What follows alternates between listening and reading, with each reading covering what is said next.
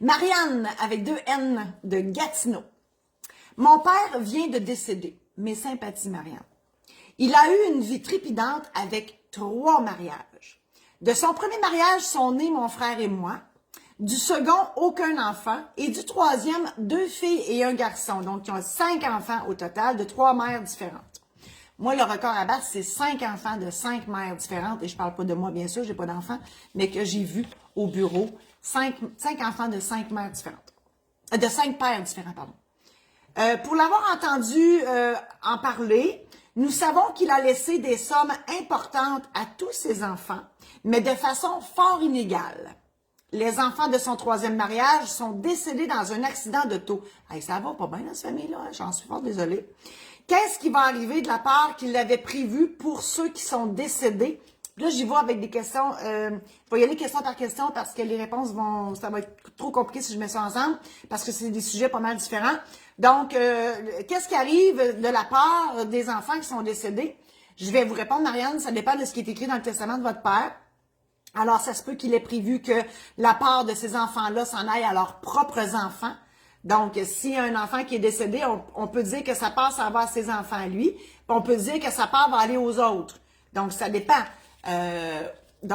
Faudrait je vais vous référer au testament de votre père. Ça se peut qu'il ait prévu que la part de ces enfants-là s'en aille à ses autres enfants dont vous seriez bénéficiaire avec votre frère, ou que ça s'en irait à leurs enfants s'ils en ont. Puis s'ils en ont pas, c'est sûr que ça va aller à vous et votre frère. Deuxième question de Marianne. S'il faut nous fier aux propos de mon père, il ne laissait rien à sa 3e femme. Est-ce qu'elle peut réclamer la part de ses enfants décédés? La réponse, c'est non. Parce qu'ils sont décédés avant.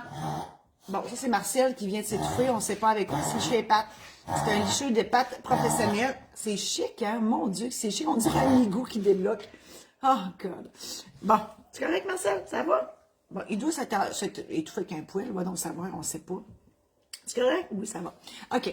Donc, non, la mère ne peut pas prétendre avoir droit à la part de ses enfants parce que c'est pas écrit comme ça dans le testament. C'est pas de même ça marche. Donc, moi, je comprends qu'au décès de votre père, ces enfants-là étaient... Bonjour, Madame Peretti. Je vais y arriver avec vos questions, avec vos questions tout à l'heure. Donc, c'est pas parce que les enfants sont décédés avant votre père.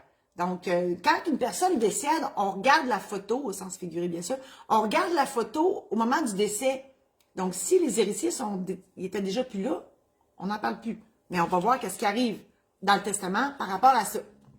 Par rapport à l'éventualité où ces 2 enfants-là décédaient avant votre père. Dernière question. Si les autres héritiers trouvent normal qu'elle reçoive la part de ses enfants décédés, est-ce qu'on peut lui transférer? La réponse, c'est... écoute, il faut que je fasse attention. Pour ce qui est du liquidateur, la réponse, c'est non. OK? Le liquidateur se doit de respecter les volontés de votre père. Donc, le liquidateur doit respecter ça à la lettre. Mais le jour où l'héritage est transféré aux héritiers, vous faites bien ce que vous voulez. Donc, si ça vous permet de... J'ai une couette, j'ai toujours des couettes, hein? C'est drôle. J'allais chez la coiffeuse un matin en passant, hein? C'est bien différent que la couette, là. Non, aujourd'hui, coiffeuse. Puis je vous conterai pas l'histoire de la crevaison ce matin. Non. Donc, c'est ça. Je vous conterai pas, j'ai quasiment compté. Donc, une fois que l'héritage est dans vos mains, dans votre patrimoine, vous pouvez le donner à n'importe qui. Mais le liquidateur, lui, il peut pas faire ça. OK? Alors, voilà, Marianne de Gatineau. Alors, bonne fin de journée. Merci infiniment d'être là. Je vous invite à aller sur mon site internet marie-josée-saint-laurent.com pour voir mes services. Vous pouvez toujours me consulter, bien évidemment, avec des honoraires parce qu'il faudrait que je mange un petit peu de temps en temps. Donc, vous pouvez me consulter par courriel, par téléphone. Si vous voulez que j'aille faire une conférence chez vous, j'aimerais ça. C'est sûr que ça prend un minimum de personnes. J'appelle ça des showférences. C'est le mot à la mode. Showférence c'est pas une conférence, c'est pas un spectacle, c'est une showférence. Marcel, il va venir, va me suivre, c'est sûr, hein, Marcel? Ensuite, si vous voulez, si vous prévoyez vous marier, moi, je fais ça dans la vie. Je célèbre des mariages à la grandeur du Québec et c'est toujours un plaisir de le faire. Ça donne que j'ai un chum qui est DJ.